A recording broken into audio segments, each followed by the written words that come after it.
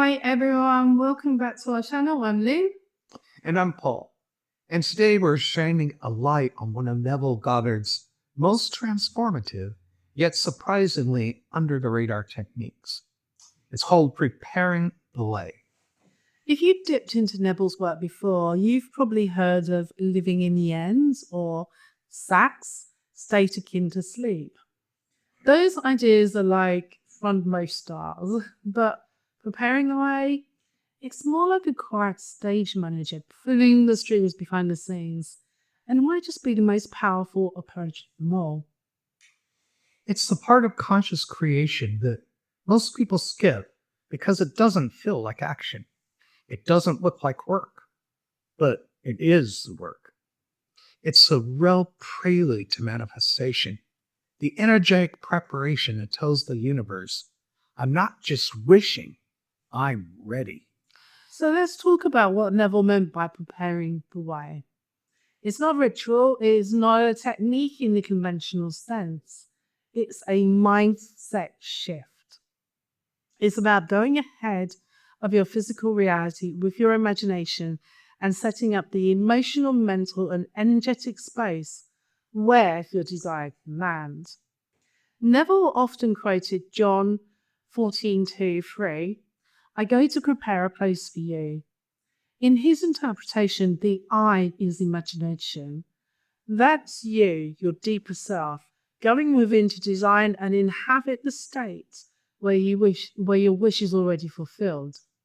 You become the architect, the interior designer, the scriptwriter, and the actor all in one. It's about walking into the experience in your mind before you walk into it in your real life. Not to escape the present, but to seed the future. Most people don't manifest what they want because they haven't made a place for it.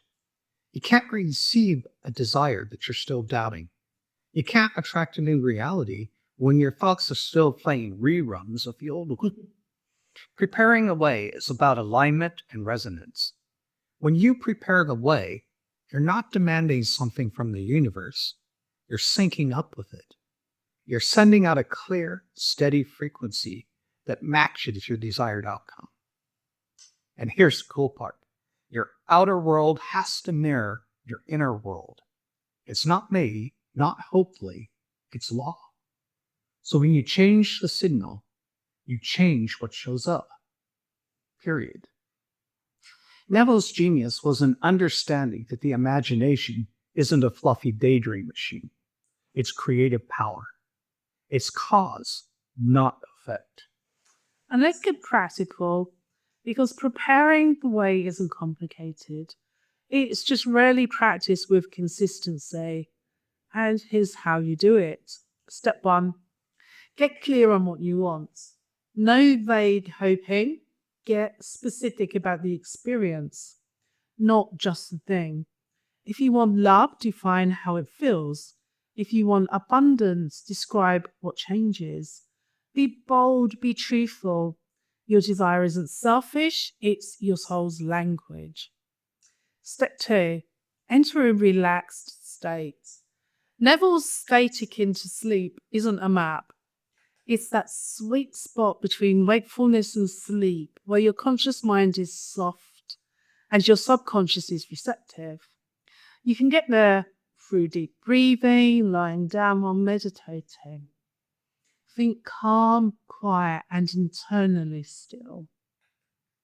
Step 3, imagine a scene that implies fulfillment. This is key. Choose a moment that would only happen after your desire has come true and see it through your eyes. It could be someone congratulating you, seeing a notification, laughing with your partner. Keep it simple, rich, and emotionally alive, and replay it gently until it feels natural. Step 4, feel it as real. Don't just see it, feel it. Feel the joy, the relief, the security. Let the emotions settle into your nervous system. This is the energetic language your subconscious understands. It's what transforms a mental scene into a magnetic blueprint. Step 5. Merge with the imagined you. Now for the final touch. You dwelled in that state, continue looking through the eyes of a fulfilled self. Acknowledge the version of you who imagined this into being. Maybe with a smile or a quiet nod. Then feel that future self merged back into the present you. You become one. After you prepared away, life moves. Neville talked about something he called the bridge of incidents, a series of events that seem unrelated at first, but lead you straight to your manifestation. Often these don't look magical. In fact, they can feel inconvenient or confusing, but they are perfectly orchestrated. Let's say you imagine a new job. You might suddenly feel discontent at your current one. Your manager might leave. You might let go.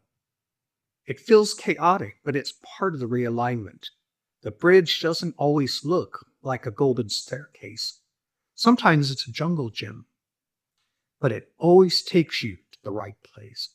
You just have to trust the momentum. Once you've prepared the way, you don't need to micromanage the unfolding. You become a collaborator with the unseen.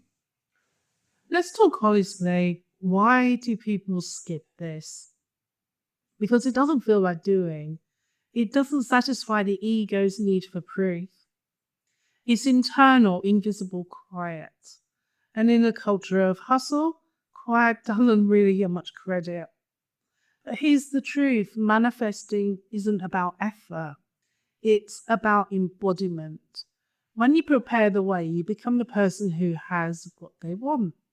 You stop waiting and living in it, and start living it in imagination, in energy, in attitude. This doesn't mean you walk around in denial. It means you build a new identity from the inside. And that identity reshapes everything. And let's not pretend that we're not already doing this, but in reverse. Ever imagined your boss yelling at you before it happened? Rehearsed arguments that haven't occurred? Panicked about things that resolved themselves in 5 minutes? Congratulations. You've already mastered preparing the way for the things you don't want. Now, just use the same skill set intentionally. Your imagination is rehearsing something all the time. Preparing the way means you choose the movie you're previewing. Instead of mental horror films titled, "What if it all goes wrong?" try visualizing scenes like, "Success is inevitable," or "This turned out better than expected." I guarantee they feel better and they work better. Neville's preparing the way is a master key. It's not loud or flashy, but it works. It reorientates your focus from what's missing to what's inevitable, from stress to stillness, from waiting to creating. And the best part is you can start right now.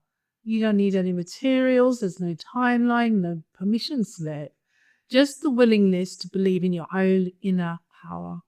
So take 5 minutes today. Sit, breathe, imagine, and trust what you've just seeded is already making its way to you.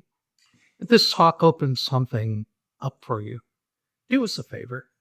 Give it a like. Subscribe if you haven't already. Share this with a friend who's ready to stop chasing and start preparing the world they want. And click the bell so you never miss a video that helps you consciously create your reality.